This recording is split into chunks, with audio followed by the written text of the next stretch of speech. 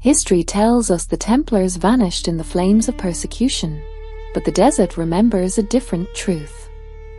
When their banners crossed the Holy Land, a small brotherhood broke away, guided by cryptic symbols carved into stone, symbols that led them far beyond Jerusalem, to the sands of Egypt.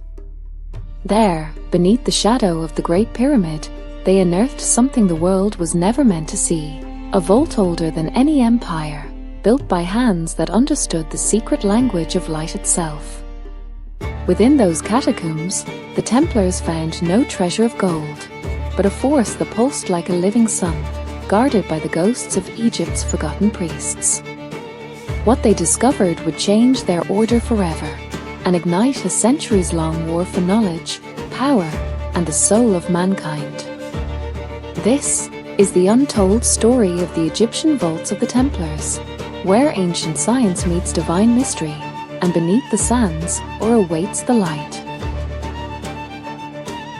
Beneath the golden dunes of Giza, where the desert hums with ancient silence, whispers speak of a vault untouched by time, a place where the Knights Templar once walked beside the shadows of forgotten gods. It began, as many secrets do, with a map. Not ink on parchment, but a geometry hidden in the stars and the very stones of the pyramids themselves. In the year 1168, while the Templars aided in the defense of the Holy Land, a small detachment led by Brother Mathieu de Clairvaux was sent on a covert mission into Egypt. Their task was not sanctioned by the Church, but by an inner circle within the Order, seekers of forbidden knowledge.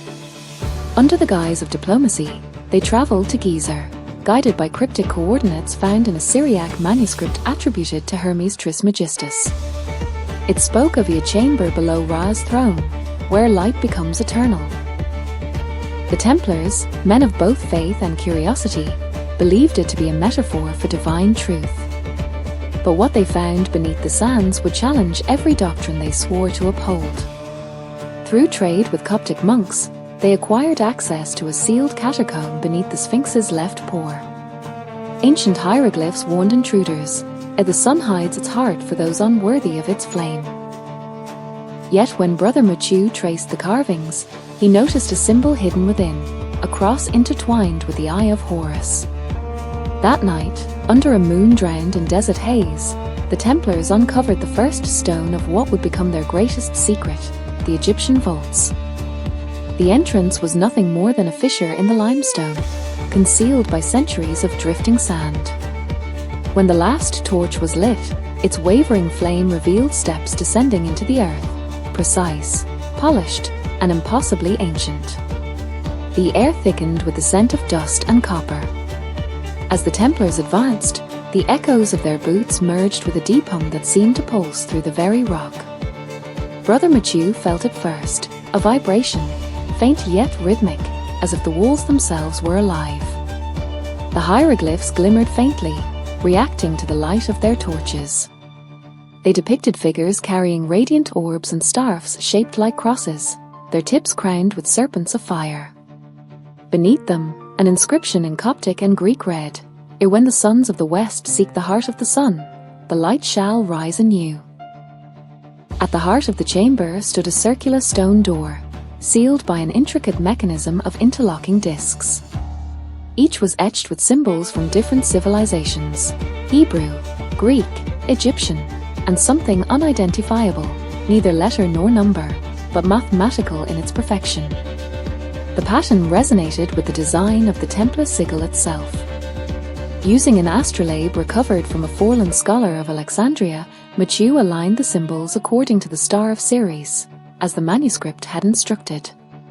The discs turned, one by one, releasing a sound like 1,000 whispers exhaling at once. The door opened. Inside lay a vast hall bathed in golden light, not from flame, but from crystal prisms suspended in the air, reflecting a glow from no visible source. Upon the far wall, carved into obsidian, was an image that froze every man in place, a knight kneeling before Ra, the sun god, holding the same cross and eye emblem that now adorned the Templar seal. The Order had found something that defied faith itself. The deeper they went, the clearer it became. This was no tomb. It was an engine. The walls were embedded with veins of translucent quartz, pulsing faintly with golden light, like arteries carrying the breath of the sun itself. At the center stood a vast pedestal shaped like an altar, and upon it rested a disk of pure electrum, inscribed with spirals and lines resembling a solar diagram. Brother Machu ran his fingers along the edges. The surface was warm, humming softly, though no flame burned nearby. He remembered the writings of Hermes Trismegistus, that the sun hides not only fire, but mind, and those who harness it shall rule both heaven and earth. As the Templars examined the chamber, they noticed shafts carved through the rock above, perfectly aligned with celestial positions. When one of the knights adjusted a fallen mirror, the sunlight from the surface struck the central disc, activating a sudden cascade of brilliance. Light scattered through the prisms, filling the room with moving patterns, geometric projections that floated in the air like living constellations. Symbols rearranged themselves before their eyes, merging sacred geometry with mathematical precision unknown to medieval minds. The disc began to rotate slowly, revealing concentric circles engraved with both hieroglyphs and Latin letters, a cipher. Father Guillaume, the scholar of the group, gasped as he read a partial phrase, El lux aeterna, in manibus solis. Eternal light, in the hands of the sun. The knights stood in awe. This was no relic, it was knowledge. Knowledge that could redefine creation itself. Brother Machu whispered, half in prayer, half in dread. What if the ancients did not worship the sun, but mastered it? For hours they studied the walls, tracing every carving, every symbol. The hieroglyphs were unlike any they had seen before, smoother, almost mathematical in form, as though carved not by hand but by precision instruments. The ceiling glowed faintly with constellations, yet some stars did not match any known to the Templars or even the Alexandrian maps. Father Guillaume translated fragments of an inscription that circled the chamber. We are the architects of the dawn, the keepers of the first light. From the source beneath rise I, the flame of intellect was born. Brother Machu felt a shiver crawl down his spine. The phrase "a flame of intellect" echoed the secret teachings of Hermes Trismegistus and the Emerald Tablet, that light itself was the expression of divine knowledge. Then, deeper in the vault, they found a set of stone tablets arranged in spiral, each bearing both Egyptian and Latin script. One tablet bore a symbol unmistakable to any Templar, the twin-crossed swords beneath the all-seeing eye. Yet the Latin text beneath it read, E ordo lux, before man built cathedrals, he built the mind. Could it be that their order, centuries later, had unknowingly inherited a philosophy born in ancient Egypt? Father Guillaume theorized aloud. These priests of the sun, they were not worshippers, but scientists. Builders of a bridge between spirit and matter. If our founders knew this, perhaps they sought to restore that bridge through the temple. From a hidden alcove, Brother Machu retrieved a small copper sphere engraved with a Templar seal. Inside, he found a scroll preserved in resin. The parchment bore drawings, pyramids intersecting with Christian crosses, and beneath them, an inscription in perfect Latin. The light of the first age sleeps beneath the sand. Await the dawn. The Templars realized then, they were not the first to enter.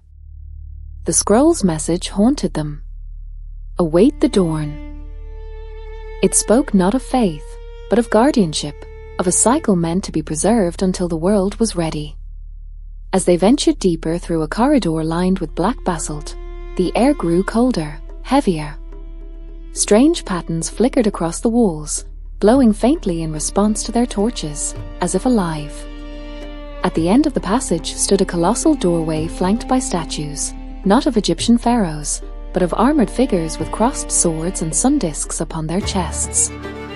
Their faces were serene, yet their eyes were carved with uncanny precision, following the intruders as they moved. Father Guillaume whispered, These aren't depictions of gods. They're men, men who came after. And then they heard it, a low, rhythmic sound echoing through the chamber. Not the wind, not water. It was chanting, deep and resonant, in a language older than Latin. When they reached the central hall, they froze. Before them, in a circle of faint blue light, stood 3 figures draped in linen robes, their faces hidden behind gold masks shaped like falcons. The strangers raised their hands in silence. One of them stepped forward and spoke, his voice calm, echoing from everywhere at once. You walk the path of the sun's sons, yet you are not of them. Brother Machu bowed his head instinctively. We seek only knowledge, the truth of what lies beneath. The masked figure paused, then drew in the sand the same cross intertwined with the Eye of Horus, the same symbol the Templars bore. The truth, he said, is not found. It is remembered. With that, he gestured toward a vast stone tablet behind him. Etched upon it were names written in both hieroglyphs and Latin script, names of knights who had vanished during the Crusades. Somehow, they had come here before. The chamber trembled faintly, as though the very earth recognized the words spoken. A falcon-masked custodian approached, his robes whispering like dry reeds in the desert wind.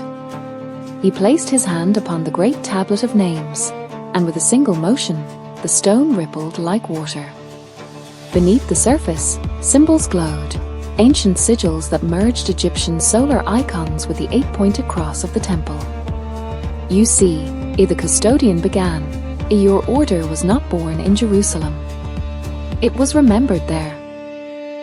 The Templars exchanged uncertain glances. Brother Mochu stepped forward. Remembered?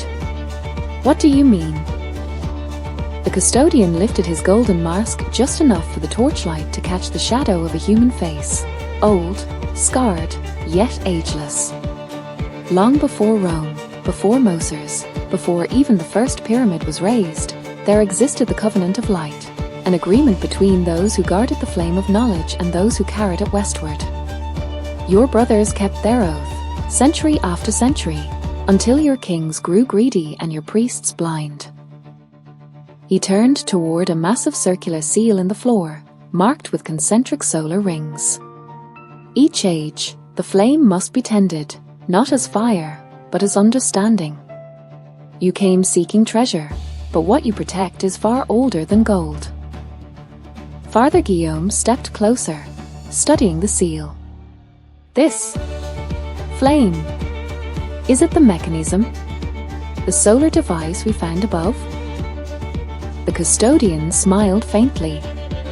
No, that is but its reflection. The true flame lies deeper, where light meets creation. Brother Machu felt the pull of destiny tighten in his chest. Then show us, he said. The custodian nodded. So be it. The covenant renews. With a motion of his staff, the seal began to rotate. A spiral staircase descended into pure darkness, humming with unseen power. The custodian's voice echoed after them. Descend, Knights of the Sun. The light you seek will test your soul. The stairs spiraled endlessly, carved from obsidian so smooth it reflected their torchlight like liquid glass. With every step, the air grew denser, charged with a low vibration that pressed against their chests. The chanting above faded, replaced by a deep hum, mechanical yet organic, as if the earth itself was alive and breathing. Brother Machu led the descent, holding his torch high. Strange symbols flickered on the walls, not hieroglyphs, but luminous veins that pulsed when touched, responding to their presence. Father Guillaume murmured, it feels aware. After what felt like hours, the stairway opened into a vast subterranean dome. The ceiling shimmered with faint auroras, as though the northern lights had been captured underground. At the center stood a monolithic pillar of translucent crystal, taller than any cathedral spire, radiating faint warmth. Around it, metallic constructs, gears, rings, and prisms rotated in perfect silence. "This is no tomb," he whispered Mathieu. "It's a machine." Father Guillaume studied the mechanism. "Or an altar," he said softly. "Perhaps both." As they approached the pillar, inscriptions ignited across its base, written in alternating lines of Egyptian, Greek, and Latin. "In the heart of the world, the light sleeps until the sons of the cross awaken it." The Templars felt their torches flicker. A surge of light burst from the crystal, filling the dome with waves of energy that hummed in harmony with their heartbeats. Images flashed before their eyes, pyramids floating above oceans, cities of light, men and women holding staffs that radiated like suns. Then, the vision shifted, fire, collapse, and darkness swallowing the world. When the light faded, the custodian's voice echoed faintly through the chamber, though he was nowhere to be seen. "The dawn was lost once before.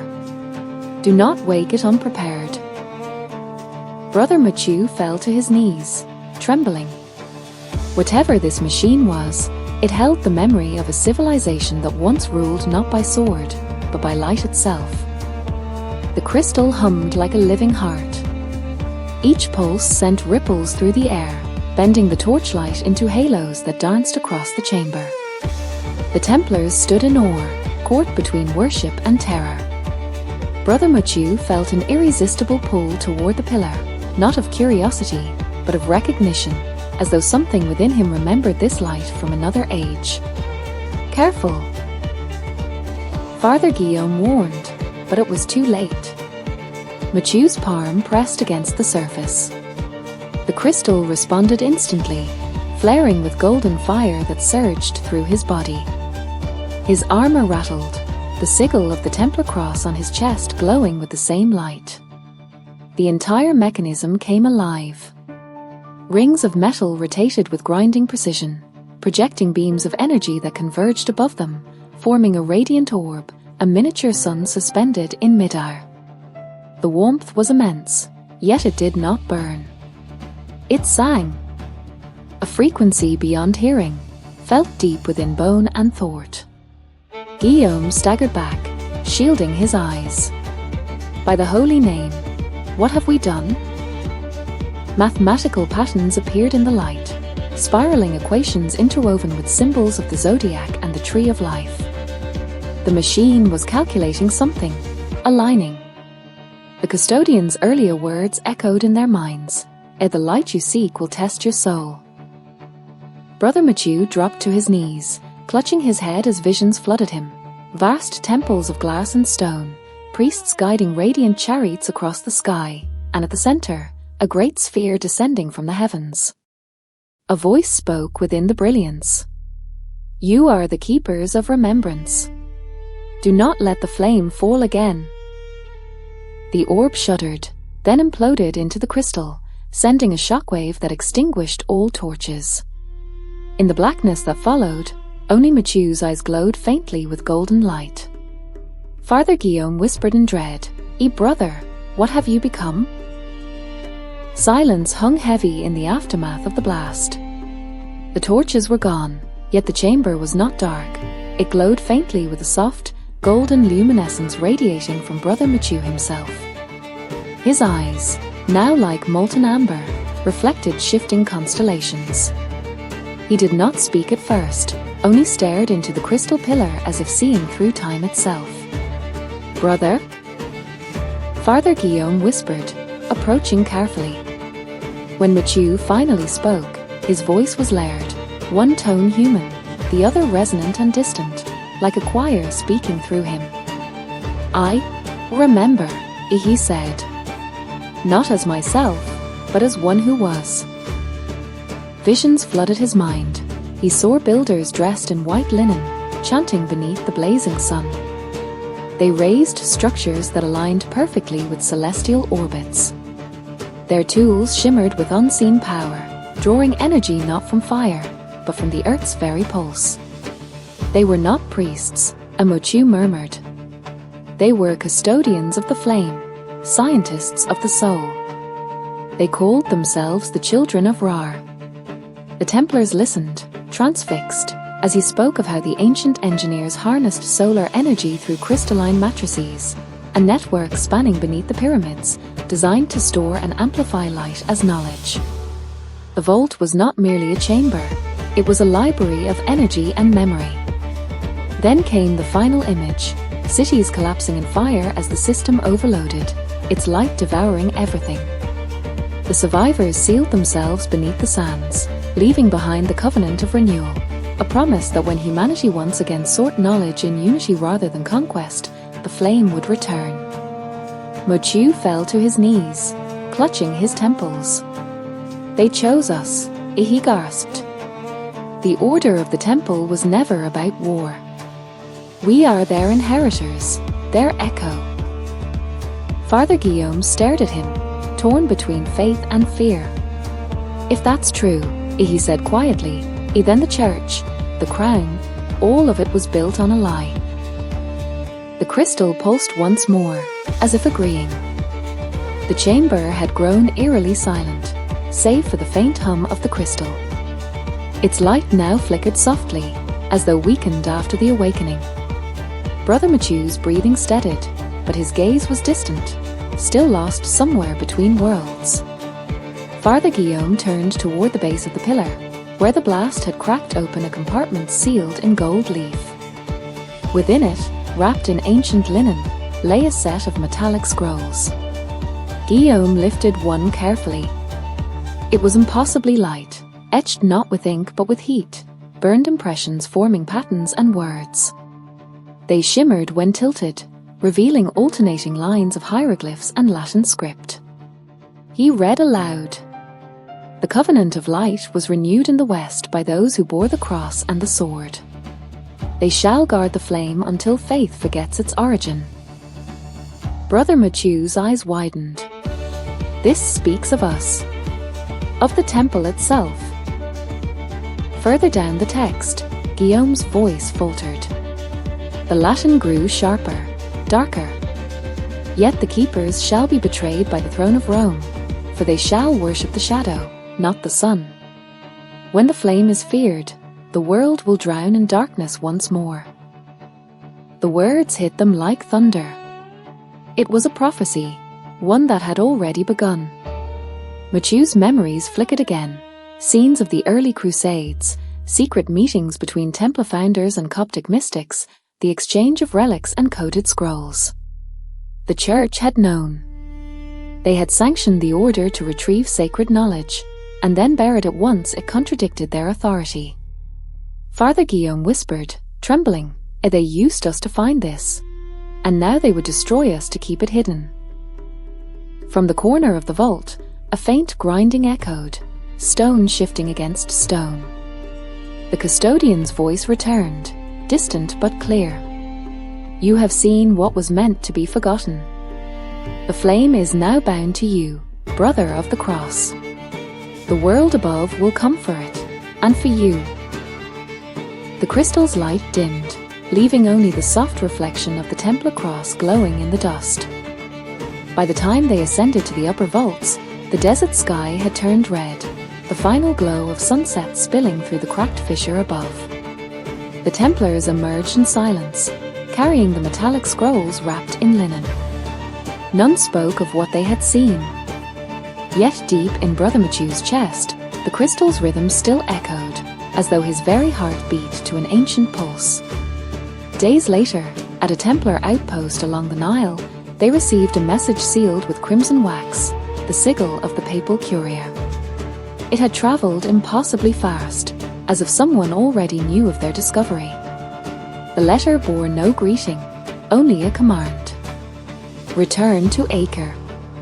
The Church demands immediate report of your expedition in Egypt. Speak not to the local brethren. The Holy See will handle the findings." Father Guillaume's expression hardened. "They know," he whispered. "They've known for a long time." That night, as they prepared for departure, a hooded messenger approached their campfire, a Coptic monk bearing the symbol of the Iron Cross. He handed Machu a small clay seal marked with both the Templar sigil and an Egyptian ankh. "There are eyes in every city," the monk warned. "The throne watches for the flame. Hide what you have found, or the light will die again." Before Machu could respond, the monk vanished into the dunes. At dawn, the caravan rode north. But as they neared the delta, a strange stillness overtook the wind. From the horizon, a group of riders appeared, cloaked in white, bearing banners of the papal lion. They were not allies. They were inquisitors. Machu felt the crystal within him tremble, pulsing faster, as if aware of the danger. "They come for the flame," he murmured. Father Guillaume gripped his sword. "Then we ride under the sun, as our forebears did, not to serve Rome, but to protect the light." The riders drew nearer. The desert shimmered, and for the first time, Brother Machu realized the true cost of enlightenment. Once you've seen the light, the shadows will never stop hunting you. The desert wind howled like a living thing, whipping sand into burning spirals. The Templar caravan thundered across the dunes, their horses straining under the weight of exhaustion and fear. Behind them, the papal riders drew closer, armored in white and gold, their banners snapping like fire in the wind. Brother Machu rode at the front, his mind a blur of light and warning. The crystal within his chest pulsed violently, and with every beat he felt his senses sharpen beyond reason. He could hear the horse's breath, feel the magnetic hum of the earth beneath. "Guillaume," he shouted over the wind. "They are guided. Someone is tracking the light within me." Father Guillaume's face was grim. "Then dim it, brother, or the desert will become your grave." But the light would not obey. It pulsed brighter, projecting faint arcs of gold across the sand. And as the inquisitors closed in, one raised a cruciform staff, a weapon inscribed with sigils of exorcism. The air cracked with divine energy as he aimed it toward Machu. "By the authority of Rome," the inquisitor cried, "you are charged with heresy and forbidden communion with the false sun." He struck the staff into the sand. A blinding flash erupted, holy fire or something that pretended to be. The dunes themselves seemed to ignite. Horses reared. The Templars faltered. But Machu's body moved on instinct. He raised his hand, and the crystal's energy surged outward. The light bent around them, forming a shimmering barrier that absorbed the blast. The sand turned to glass beneath their feet. Father Guillaume stared in disbelief. That was not of this world. Machu's voice was trembling, almost pleading. "No, it was of the world before ours." The light faded, leaving the inquisitors momentarily blinded. Guillaume seized the chance. "Ride! Into the cliffs!" As the Templars vanished into a canyon of stone and shadow, the inquisitors regrouped, kneeling before their leader, a man in crimson robes whose face remained hidden beneath a silver mask. He touched the still warm sand and whispered, "So, the flame awakens once more." The canyon walls rose high and jagged, sheltering the fugitives beneath their shadow. The air within the ravine was strangely cool, and the ground bore no tracks, as though the place had not been touched by man for 1,000 years. The Templars dismounted in silence, every sound swallowed by the echoing stone. Ahead, half buried in sand and time, a colossal doorway emerged from the cliff face. Twin pillars flanked it, each carved with serpents coiling around radiant suns. At the apex gleamed a familiar sigil, the Eye of Horus enclosed within an 8-pointed cross. Brother Machu's hand trembled. "It's calling to me," he whispered. The crystal's light beneath his armor throbbed in harmony with the carvings. When he stepped forward, the pillars vibrated softly, releasing a low, melodic tone that resonated through the canyon.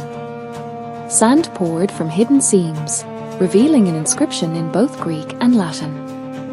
Here rests the covenant of the builders. Enter only with the light within.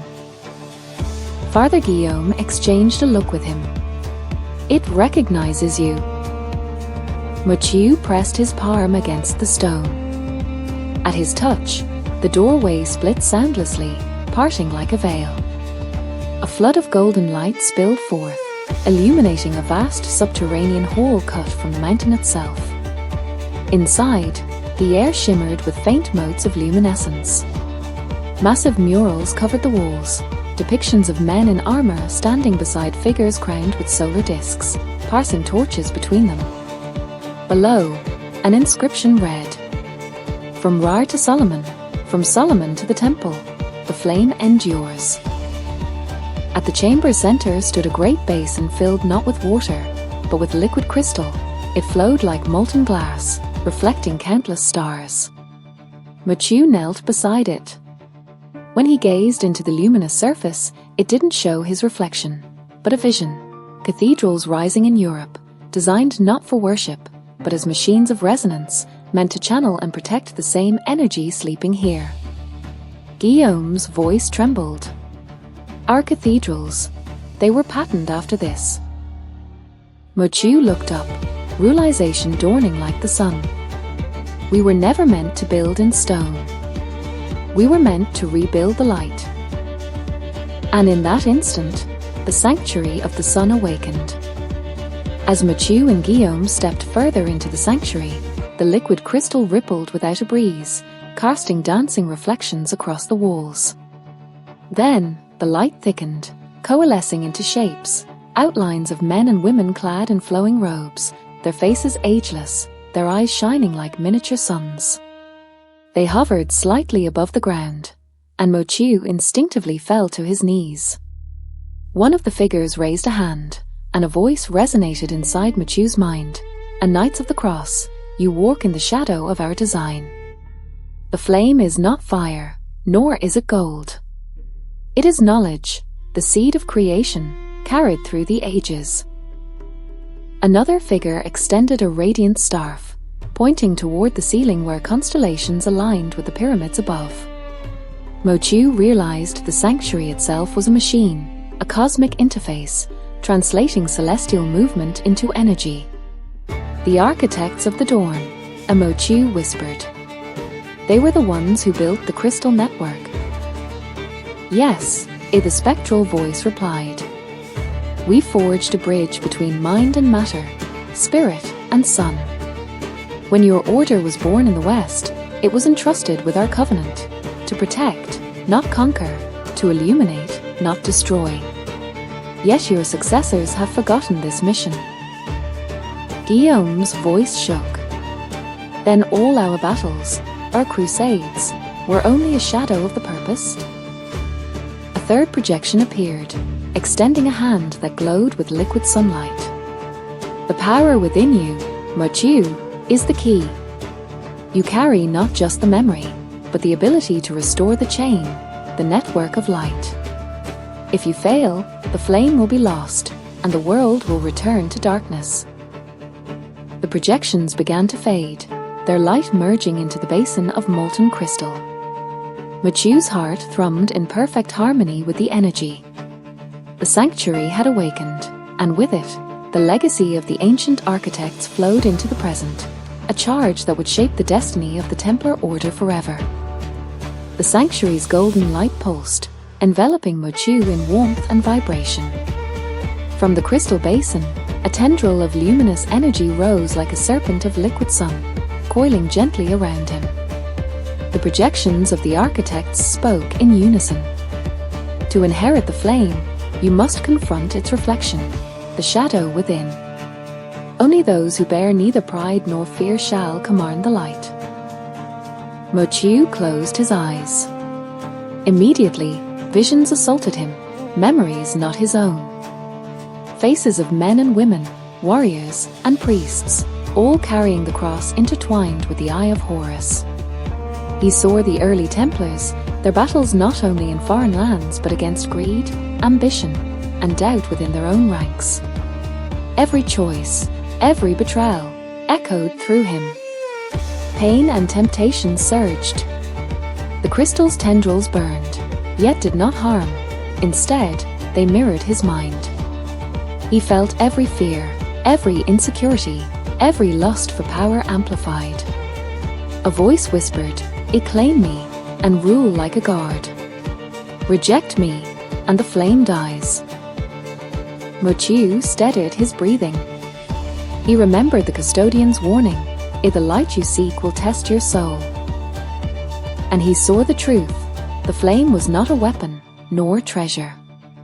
It was responsibility, understanding, and restraint.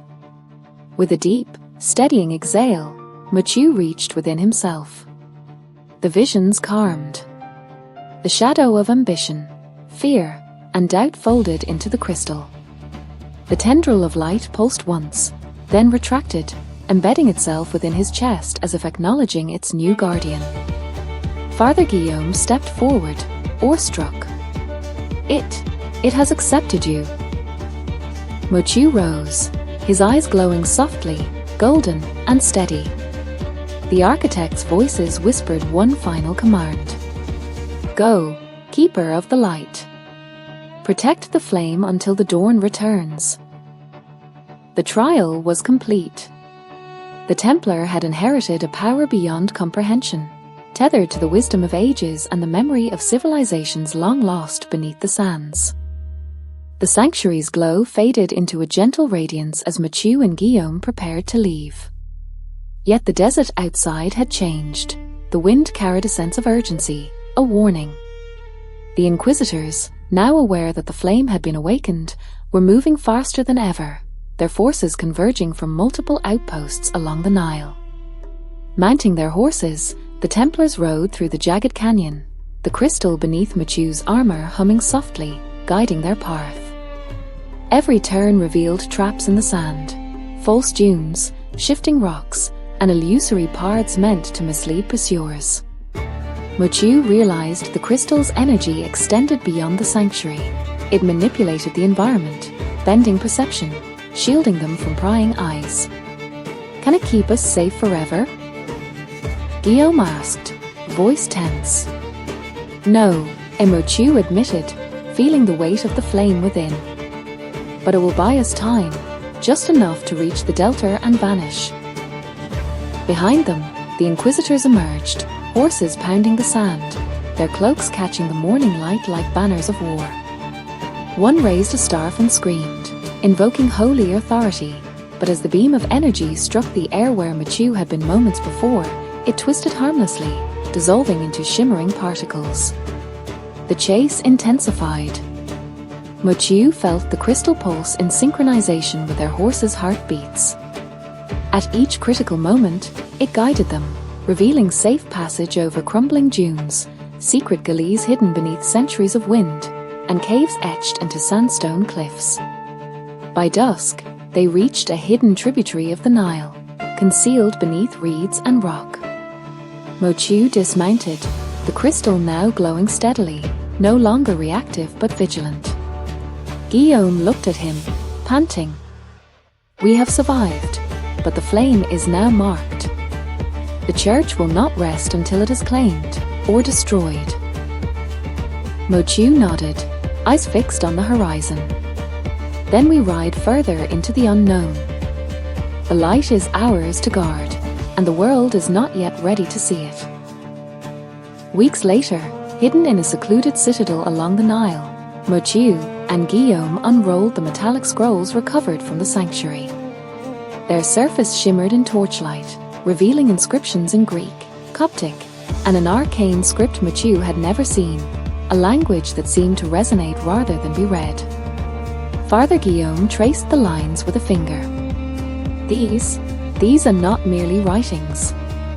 They are formulas, for energy, for motion, for thought. Indeed, as Mochiu touched the inscriptions, the crystal within him pulsed in response.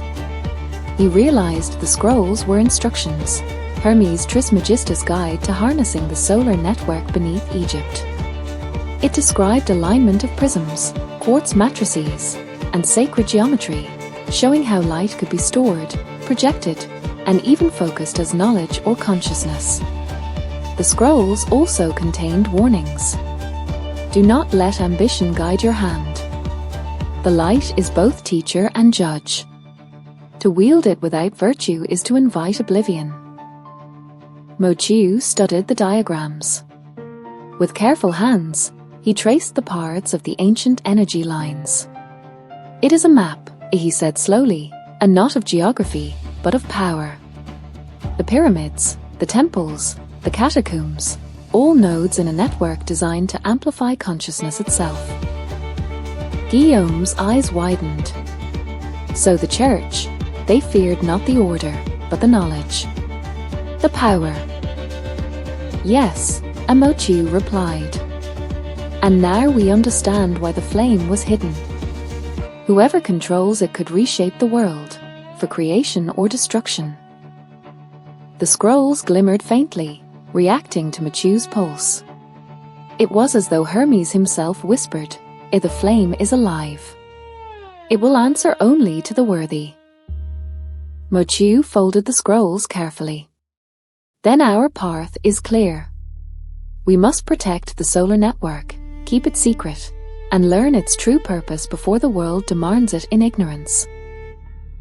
Even as they studied the scrolls in their hidden citadel, Mo Chiu felt the subtle weight of eyes upon them, not from the Inquisitors alone, but from shadows within the Order itself.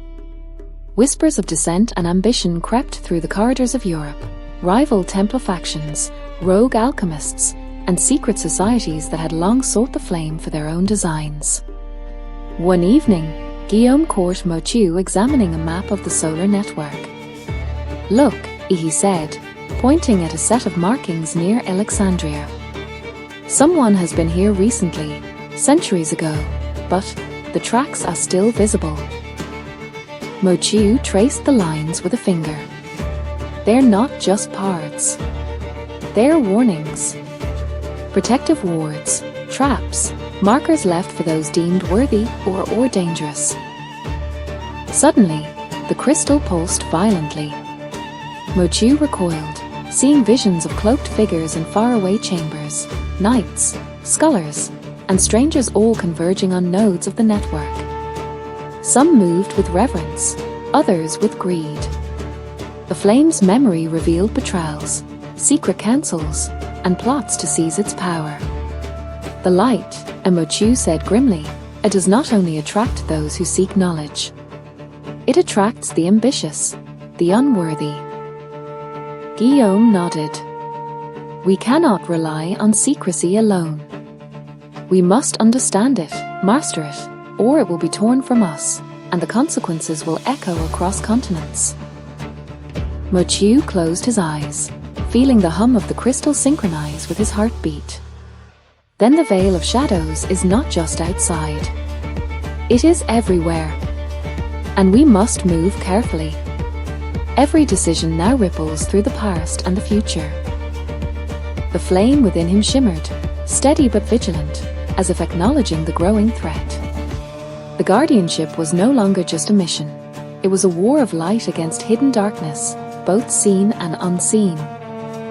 Hidden deep within the cliffs near the Red Sea, Mo Chiu and Guillaume discovered an ancient chamber untouched by sand or time.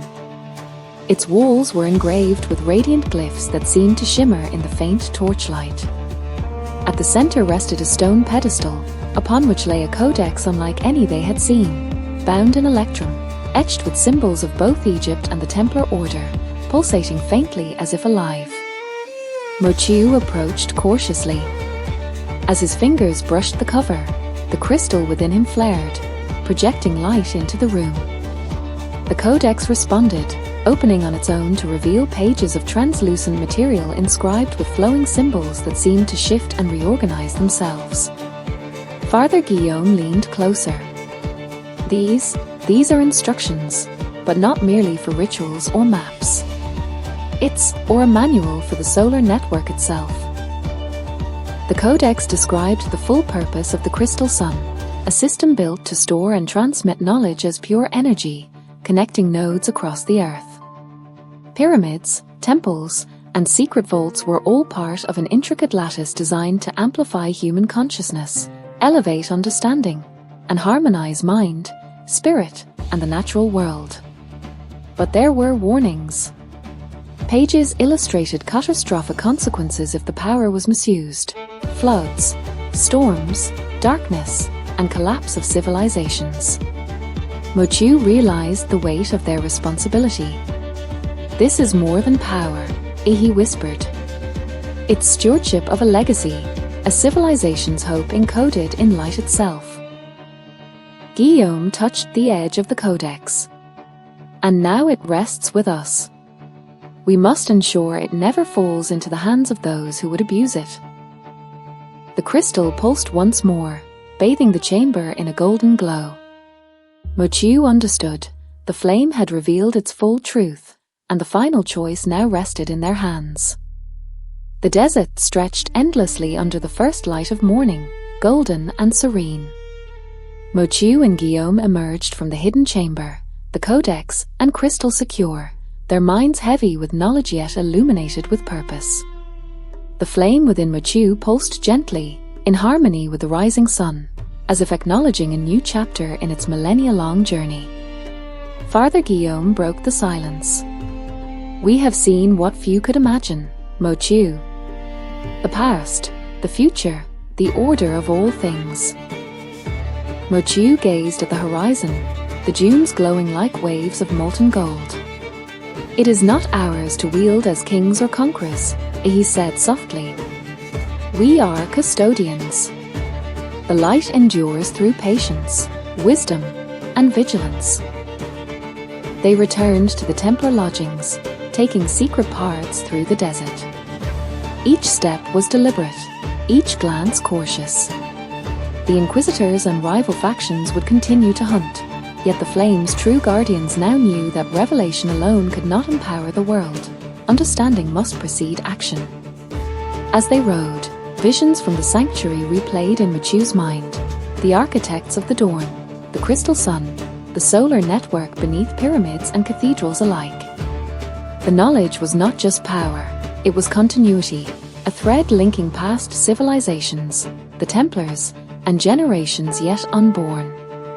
In the fading twilight, Mochu felt the crystal's warmth. "The dawn will return," he murmured, "but only when the world is ready." Guillaume nodded, a smile touching his lips. "Then we wait. And we protect. As the architects intended." And so, beneath the sands, the legacy of light endured, hidden, guarded, eternal, awaiting the day when humanity could once more see the sun through the eyes of those who had remembered. The flame slept, but it would never die.